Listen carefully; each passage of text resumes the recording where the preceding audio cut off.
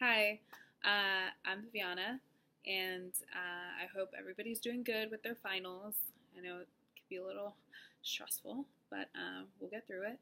And just to go right into it, I am going to talk about basically what I wrote in my educational theories paper and the approach that I wrote about because I hopefully, if and when I step into a classroom, I hope that I'm able to bring this pedagogy that I discussed to life and actually put it in practice. And I know it's much easier said than done. I currently tutor at Buena Vista in the Mission District, and when you're in a classroom full of third through fifth graders, it is very easy to regress to these very, as again in the readings, um, industrial age revolution mentality of I just want these kids to be obedient and listen to what I'm saying.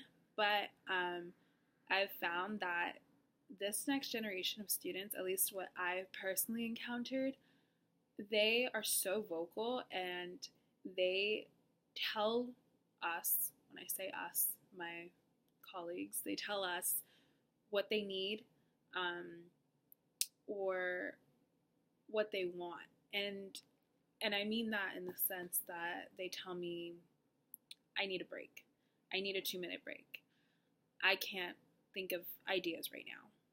I need to step outside. And and sometimes they're not in the most friendliest tone, but and it's hard being at the receiving end of this, but I firmly believe that this is a generation that's going to demand what they need and what they want, and that's what we need. But going into what I hope to be or aspire to be for my teaching approach is what I discussed, which is culturally sustaining pedagogies. What does that mean? Well, my interpretation of it from the jargon version to, us version would be essentially that you step into a classroom and you see children of all learning abilities, all different backgrounds. They are going through who knows what at home in their personal life, what they see in the media, anything that can really affect their ability to learn in the classroom, and just being able to acknowledge that, work through that, but not lower the standards, because I think that is something that too often happens with Black and brown children. We lower the standards we hold them to, and this is not to say that the standards of the American educational system is by any means great, because it's not.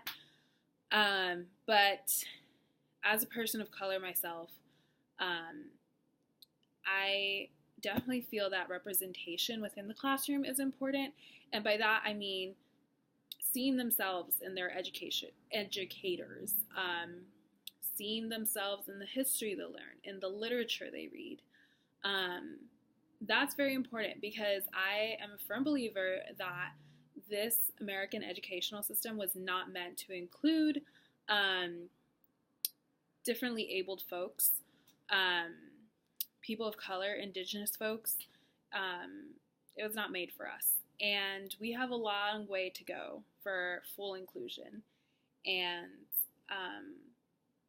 I think what I hope to do is not run my classroom in a authoritarian manner, because I do feel that these kids deserve their agency. They deserve to vocalize their opinion and know that it's valid, not just brushed off because I'm the adult in the room. I don't believe that. I think that is regressive thinking, and the world these kids are entering is different. you need to be creative, you need to think fast, and the way we are teaching our children is not that. It is essentially teaching to be obedient and follow the rules and not ask questions, and that will never help us move forward. So when I say culturally sustaining, I mean inclusive. I mean acknowledging that these kids might not live the same as you. Acknowledging your privilege as an educator, acknowledging your position, and being able to help these students. I lost my train of thought. I did have notes here. Support young people in sustaining the cultural and linguistic competence of their communities. Essentially not telling them to erase their identity to fit into this dominant culture. That is the main message, I believe. And I have already experienced this in the sense that children are genuinely shocked that I am the adult in charge in a classroom. And I think that's because they're so used to seeing white bodies within these spaces that when they see a brown or black educator, it takes them aback. And I think that speaks to the culture of education and what needs to change. And I hope I made this a little bit clear. And I'd love your feedback, because I think we can't do this without collective thinking, without collaboration. There's no way to do it without working together for these kids.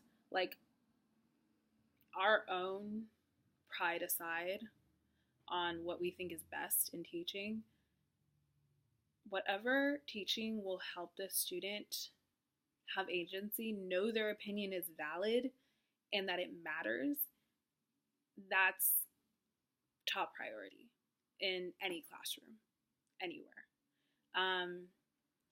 Of course, that's my opinion. I hope you guys maybe agree or want to debate it.